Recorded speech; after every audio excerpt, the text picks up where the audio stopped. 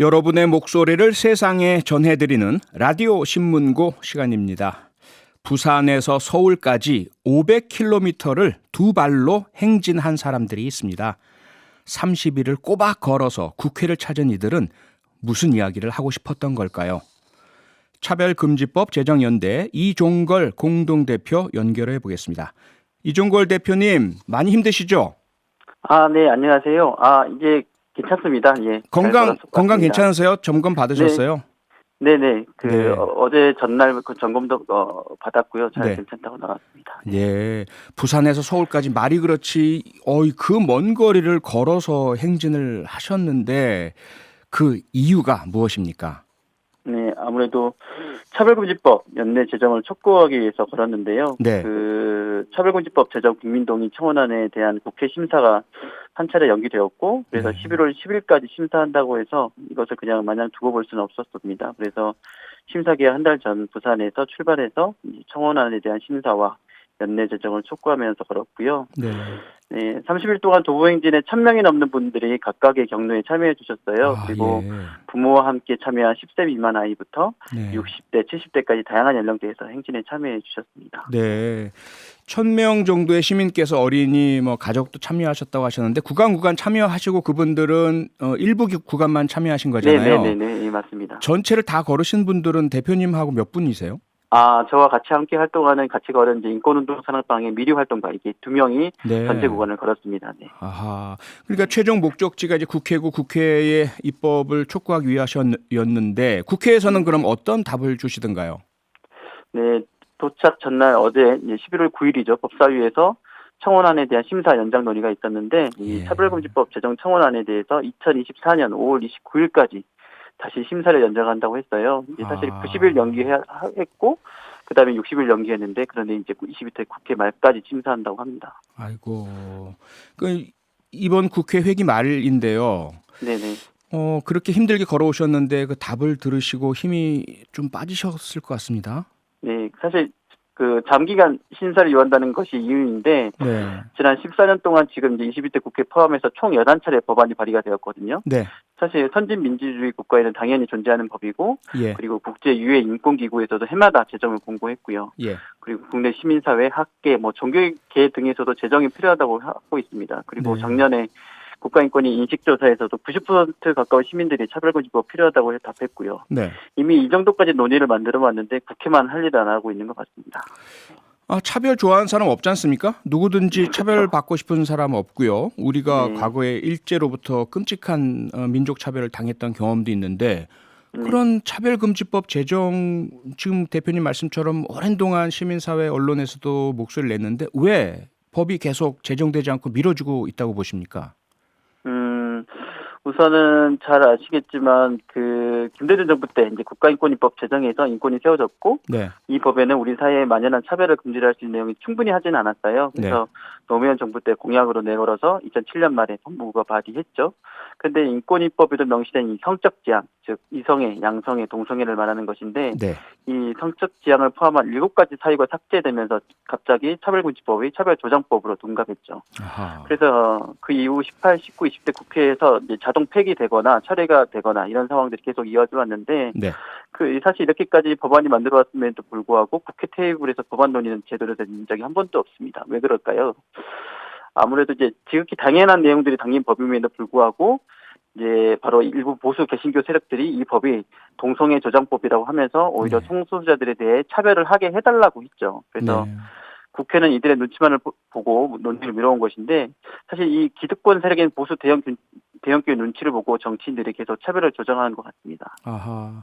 그러니까 지금 설명 주신 것처럼 차별에 반대하는 목소리는 크지만 그 중에서도 성적 지향에 대한 차별 금지에 대해서 일부 종교 특히 보수 기독교에서 반대가 강하다. 또 그런 반대 때문에 계속 늦춰져 왔다라는 말씀이신데 이번에 대통령 선거에 나선 후보들 역시 차별금지법에 대해서는 적극적이지 않은 것 같습니다. 네. 아무래도 이제 모든 사람에 대한 차별에 반대하는 원칙에 찬성하지만 사회적 합의 아직도 이야기하고 있죠. 이 2017년 대선 당시에 문재인 대통령의 입장이 그대로 동호반복되고 있는 것 같은데요. 아하. 이 차별금지법 제정 원칙은 동의하나 네. 특정 영역에 대해서 사회적 합의가 필요하다고 지금 말씀하시는데 네. 그런데 그 특정 영역은 무엇을 말하는 것인지 제대로 말은 하시지 않아요. 네. 아무래도 이제 저도 이제 남성 동성애자인데 저 같은 네. 성소수자 등을 말하는 것 같은데요. 음. 대선 주자들의 종교계 표를 의식하는 것 같은데 정확하게 하면 사실 대형교회 목사들이 표를 쥐고 있다고 생각하는 것 같아요. 네. 그런데 사실 기독교 사회문제연구원 인식조사에 의하면 개신교인 42%가 찬성하고 반대는 38%입니다. 예.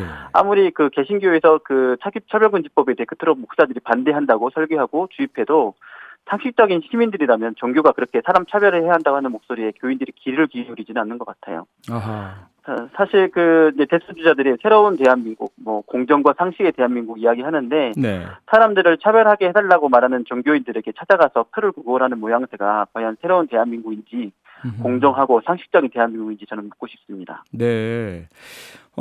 지금 대표님 그렇게 말씀하시지만 잘 아시다시피 이재명 후보, 윤석열 후보, 심상정 후보는 반드시 차별금지법 제정하겠다 이렇게 말씀하셨죠. 네네, 그렇죠. 예, 심상정 후보를 제외한 다른 대선 후보들, 안철수 후보도 그렇고 다들 한마디로 사회적 합의가 아직 안 됐고 사회적 합의가 필요하다. 이렇게 이야기를 하시는데 그러면 그동안 오랜 기간 동안 사회적 합의가 안 이루어졌다고 보세요? 아니면 어떻게 해야 된다고 보십니까? 사실 2007년부터 정부에서 법안을 논의해가지고 정부 법안이 나왔던 거고요. 예. 그리고 이명박 정권 때도 법무부가 법안 연구했습니다. 저는 이제 사실 성소수자로서 제가 저 자신을 정치하는 과정에서부터 우리 사회에서 차별과 혐오에 직면해서 살아왔고요. 네. 14년 전부터 이 법을 위해 싸워왔습니다. 다만 정치권은 이 일부 개신교 대형교회 목사들, 기득권 세력의 목소리만 들었던 셈인 것인데 네. 이렇게 차별받는 사람들의 목소리는 사실 잘 드러나지 않아요. 이것이 바로 차별이죠, 사실. 예. 차별금지법은 이러한 차별을 바로잡기 위해서 출발선을 맞추기 위한 시작입니다. 상식선이에요. 그래서 네. 차별금지법을 통해 눈높이를 맞추는 홍보와 교육 등이 국가 또는 지자체를 통해 실현을 할 수 있습니다. 이제 차별금지법이 제정이 되어야 실제로 이렇게 사회적인 인식을 좀 더 출발선을 맞출 수 있는 상황 등이 이루어질 수 있는 것이죠. 네. 자, 이런 목소리도 있습니다. 차별금지법 그 취지엔 공감한다. 그런데 지금 추진하고 있는 차별금지법이 너무 광범위하고 급진적이어서 과도한 소송을 유발할 우려가 있다. 그래서 조금 더 논의가 필요하다. 이런 입장에 대해서는 어떻게 생각하세요? 차별금지법에서 중요한 것은 그 행위에 대해 합리적이었는지를 판단하는 것입니다. 그게 차별인지 아닌지에 대해서는. 예. 그래서 가령 해당 직무와 대졸 여부가 관련이 없음에도 너무나 우리 사회에서는 관행적으로 대졸의 채용 기준이라는 것은 채용 기준이라고 있는 것인데 이게 합리적이지 않은 것이죠. 네. 그래서 사실 기업에 채용을 하려고 한다면 그 채용 기준이 합리적인 이유 없이 어떠한 사람들을 차별하지 않는지 기업이 먼저 기준을 점검하고 성찰해야 하는 것 같아요. 네. 그것을 시민들에게 몫으로 계속 지금까지 남겨왔던 것이죠. 예. 이제는 기업이 먼저 그런 기준을 점검하는 것, 그것이 바로 정의로운 사회가 아닌가 싶습니다. 네. 마지막으로 도보행진 이제 하셨는데 앞으로 어떤 활동들 더 하실 예정이십니까? 네.